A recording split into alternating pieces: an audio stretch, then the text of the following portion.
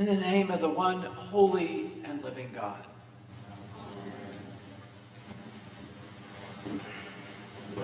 Well, it's really wonderful to be back with you on a Sunday preaching. I've spent much of my summer at All Saints Church in Land Park, which is a little south of here, during their time of transition.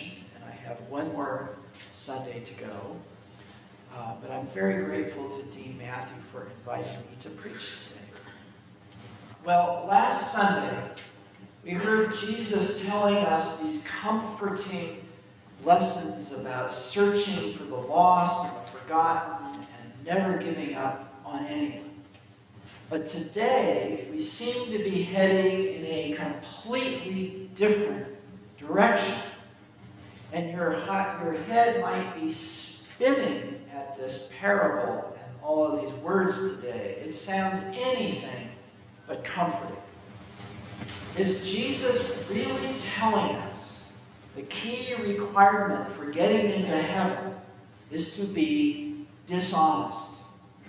That seems to be the message of the parable we just heard, known as the dishonest manager.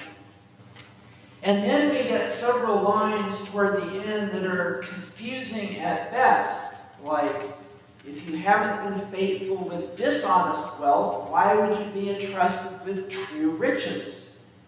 Is he saying you need to cheat to be trusted? Cheat to get into heaven?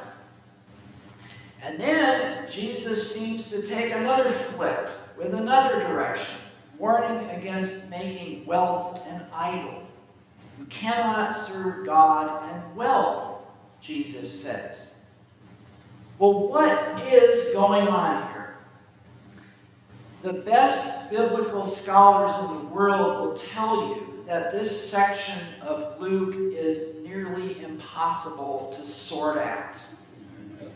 One commentator I've read, and I have read quite a few on this passage, said it feels like the gospel writer Luke took a stack of index cards labeled Jesus talks about money, threw them up in the air, let them drop on the table, and then patched them together with a few connecting sentences. So should we talk about something else? We could. But maybe not so fast. I am haunted by this parable of the dishonest manager, and I've been haunted by it for many years. Years ago, in my seminary preaching class, we were required to preach a sermon about a parable, and it was our choice. Well, when I told the professor I had chosen the parable of the dishonest manager, she started to laugh. I took her laughter as a sign of encouragement. I think I got extra credit for chutzpah, but I'm not sure I really got it right. So, what to make of this? Let me try it again. First, let me start by saying I don't think Jesus is giving us advice on business ethics or how to handle your checking account. Nor is Jesus advocating cheating on your taxes or skipping out on your bills. Like all of his parables, there's a lot of hyperbole here. There's also something else going on here, but we need to listen beneath the words. To do that, let's try going at this from another direction. Let me try a couple of stories on you. A shady German businessman, Oskar Schindler, saved thousands of Jews in World War II by forging documents and giving the Jews jobs in factories making shoddy junk. To save people, Oskar Schindler did everything he could. He lied, he cheated, he bribed the Nazis, he deceived. And by being dishonest, he saved lives. Or another story. Harriet Tubman was an enslaved woman who escaped the Maryland plantation where she had been beaten and whipped since childhood. She escaped north, but she did not rest for long in that comfort.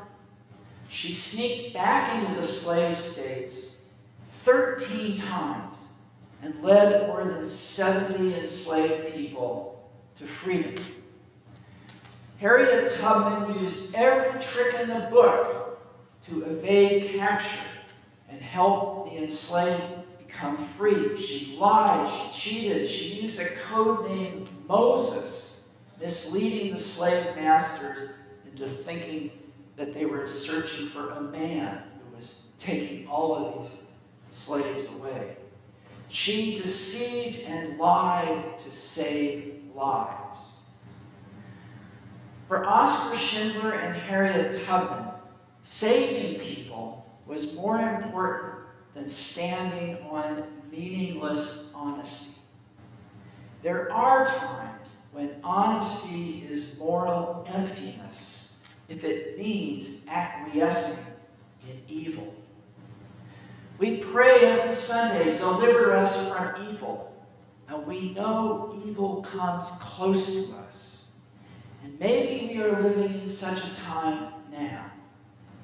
With all that's going on in our world, it is understandable to feel overwhelmed or numb. Sometimes it feels like we can do nothing. Maybe sometimes we feel numb to all the people living on the streets around us, often on the very doorstep of this cathedral. I certainly can feel that numbness. Or we feel numb to those who are mentally ill or hungry or addicted, or numb to the victims of violence and warfare or political oppression. I can feel that way.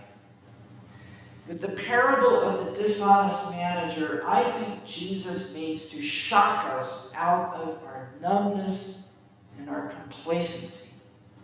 Jesus is telling us to do what needs to be done. Get on with it. Don't be wishy-washy.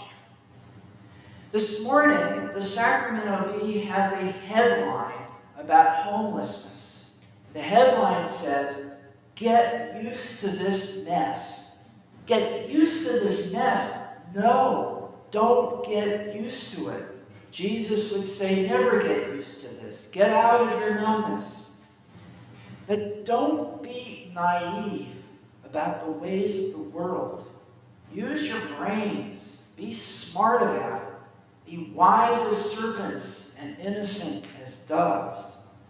And if you have to, take a risk. Be as Oscar Schindler, truly a dishonest manager, or Harriet Tubman, the underground warrior.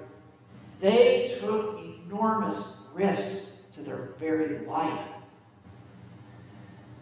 Sometimes I think we forget that this religion we practice is built on the shoulders of risk-takers. Those who went before us did not settle for the world as they found it. They took leaps of faith over and over. They took risks. We can't do everything, but we can do something. Each of us can take a risk, even a small risk, and it all adds up. Finally, there's another level to this parable of the dishonest manager that I'd like to explore for just a few moments. The dishonest manager cuts the bill in half for 100 jugs of olive oil. And he cuts the bill in half for 100 containers of wheat. And the debtors haven't even asked for their bills to be forgiven. Yet the dishonest manager forgives their debts anyway. Notice that the debts aren't even his to forgive. But the dishonest manager takes a risk and erases those debts. And then this parable takes another spin. Rather than being scolded for his actions, the dishonest manager is praised by the master because he forgave all those debts. What kind of master would do that? It makes no business sense whatsoever. But again, this parable is not really about business. This parable is ultimately about God's forgiveness. The shocking, boundless, surprising, unexpected forgiveness that comes only from God. This kind of forgiveness makes no sense in the economy of the world, but makes perfect sense in the economy of God. Candidly, I find the topic of forgiveness hard to preach about. I tend to avoid it. And maybe it's the hardest topic of all. There are those in this world who are truly evil and have no remorse for what they have done to harm others. How do we forgive them? And is it even worth trying? And then there are those smaller wounds inflicted on us by those who may not know how hurtful they can be. And sometimes we are the ones inflicting the hurt, sometimes without realizing. Without forgiveness, these wounds keep their power over us. But finding forgiveness is really not easy. Let's be honest about that one. I believe true forgiveness comes from a place beyond ourselves, a divine gift. And when Jesus tells this parable, I suspect he's talking about himself. It is Jesus who is willing to take the risk of being labeled the dishonest manager, if that's what it takes to reach us with forgiveness. It is Jesus who tells us our debts are forgiven before we ever ask. It is Jesus who is offering forgiveness even when we have not earned that forgiveness. It is Jesus telling us, no matter our mistakes, no matter what we've done wrong or right in this life, we are forgiven, even when we cannot forgive ourselves. And that is the true riches of the world.